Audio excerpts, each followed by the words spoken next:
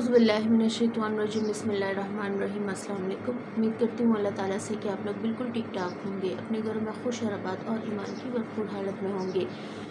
Title से आपको अंदाज़ा हो गया होगा कि आज हम किस इंपॉर्टेंट टॉपिक पर बात करने वाले हैं। इस पर ऑलरेडी मैं बहुत वीडियो बना चुकी हूँ, लेकिन या तो आप वीडियो पूरी देखते नहीं हैं या आप बिल्कुल ही नहीं देखते।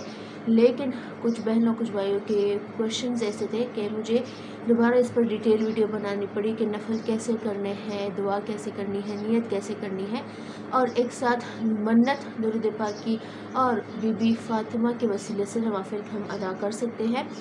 तो बिल्कुल आप दिन में दुरूद पाक जितना आप पढ़ सकते हैं, जितना आपने इरादा किया है, मन्नत आपने मांगनी है।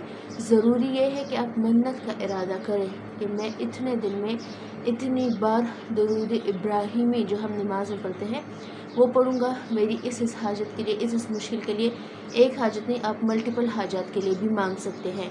और दूसरा, आप दिन में किसी वक्त जब आप फ्री हो जाएं दुरूद पाक से, तो आपने वसीले फ़ातिमा तो ज़हरा रज़ियल्लाहु अन्हा के हवाले से नफ़ल करने हैं।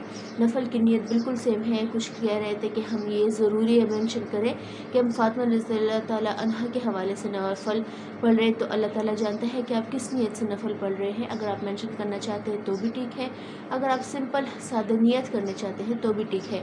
आपने क्या करना है, सूरह फ़ातिहा के बाद 11 मरतबा पहली रकत में सूरह कौसर माँ बिस्मिल्लाह यानी बिस्मिल्लाह हर दफ़ा आपने पढ़नी है। 11 दफ़ा जब आप सूरह कौसर पढ़े, दूसरे रकत में सूरह फ़ातिहा के बाद 11 मरतबा सूरह इखलास बिस्मिल्लाह समेत।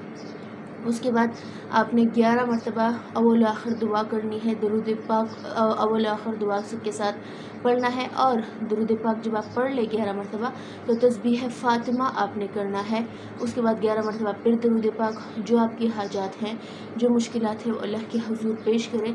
इंशाल्लाह आपकी दुआ ज़रूर कबूल होगी। और कुछ लोगों के एक्सपीरियंसेस भी थे इस्तिग़फ़ार से रिलेटेड के हमने वीडियो देखी, इस्तिग़फ़ार पढ़ा और 2 दिन लगे, 3 दिन लगे, किसी को ज़्यादा टाइम लग जाता है, किसी को कम।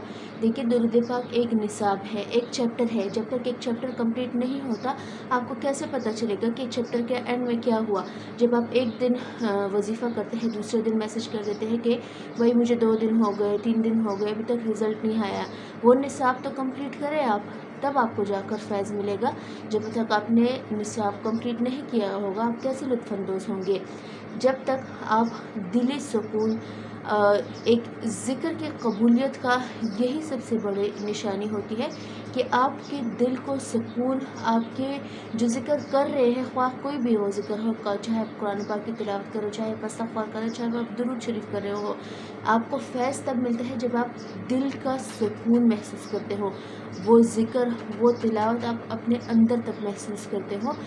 ये कबूलियत की सबसे बड़ी निशानी होती है। ये नहीं कि आप ज़बानी कलामी रवानी में पढ़ रहे हैं, ना आपका ध्यान है, ना आप उस चीज़ के लिए कोशिश कर रहे हैं। याद रखिए कि जब एक चीज़ के लिए आप कोशिश नहीं करते, वो चीज़ भी आप तक नहीं आती। जब तक आप एड़ी चोटी का ज़ोर लगाते हैं कि ए अल्लाह मुझे ये चीज़ चाहिए हर हालत में, बेशक अल्लाह देने वाला है, बेशक वो कुन फ़यकुन का मालिक है, वो हर एक चीज़ पर कादिर है, उसकी कुदरत हर एक चीज़ पर है।